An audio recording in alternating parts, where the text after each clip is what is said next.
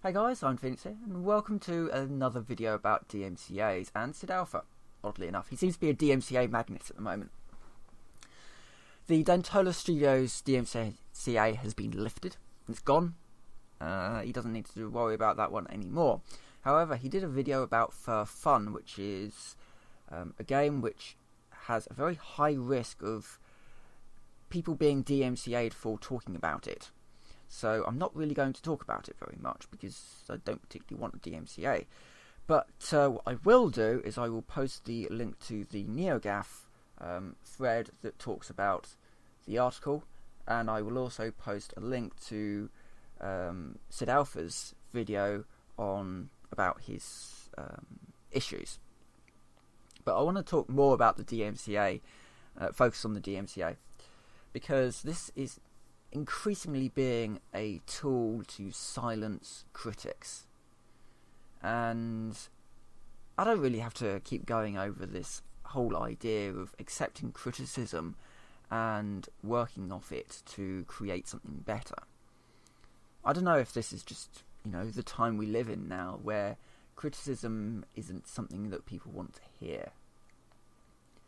That they just want to hear that everything is fine, everything is perfect, and nothing needs to be changed. But I don't think that is a very good way of creating a product, or creating, anything, really. I do believe that if you give some content to a tester to test, they should come back with a list of issues, big and small, that they have found, because I don't think that anything is actually perfect. If I go through some of my... Right, so I have on my recently played list 1, 2, 3, 4, 5, 6, 7, 8, 9. I've got 9 games on my recently played list. Actually, no, 8 games, because technically Blender isn't a game, it's just, it's a modelling tool. I would say I would have small issues with most of them. Farming Simulator, the physics still isn't quite right. Flame in the Flood. I would say I would have minor issues with most of them. Empyrean, for example, one of the big issues that I have with the game is actually being remedied in Alpha 16. Which is the lack of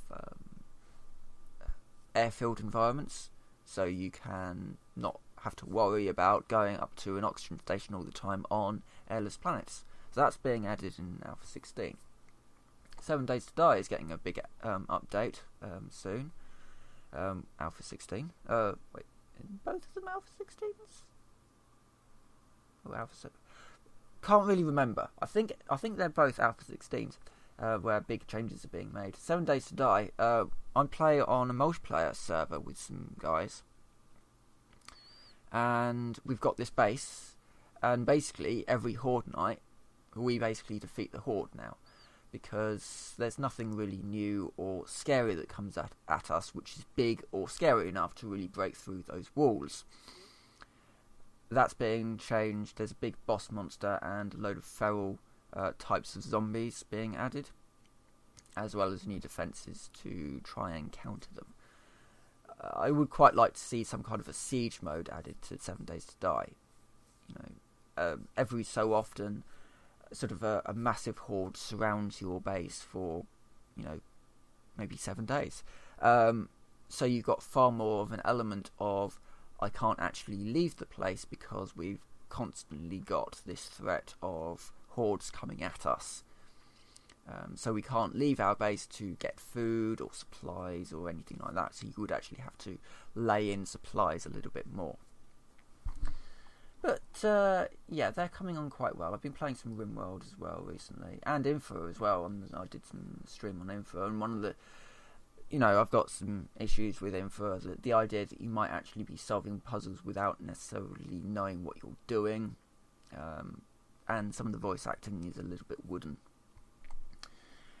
But these are criticisms that I have about those games, and it's fine to have these criticisms. What it's not fine to do is for those people to then say your criticism isn't valid, and because you've used content of ours to show what you're talking about, we're going to claim that you have been using this copyrighted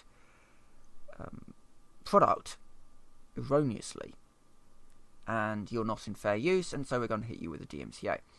And the issue with the DMCA, as I said before, is that there is no human element. Person A says, you have used our copyright, we want to hit you with a DMCA now. Person B gets hit with a DMCA. There is no person in between that says if a DMCA is valid or not. And the problem with DMCAs is that if you get too many of them, 3 strikes, channel goes down. And there's nothing you can do about it. There are still channels from the Shining Force incident that have gone completely. They never came back from the Shining Force incident. If you don't know what that is about, Total Biscuit talked about it, where the Sega were releasing a new Shining Force, and so what they did was they DMCA'd a ton of Shining Force content just so that their new game would end up high in search rankings. Yeah, they actually did that, and some channels never returned. Total Biscuit was quite lucky because he was with a multi-channel network which actually helped him keep his channel, but others weren't quite so lucky. So this is definitely something that needs to be changed, and this is something that YouTube needs to change. They need to actually have a human element in there to say, yes, this is a valid copyright claim, or no, this is not a valid copyright claim. Because doing it after the fact is too late. These people should not be allowed to use legal force in such a draconian way. So, that's the latest anyway. And with that, I will say thank you very much for watching, and I will see you next time.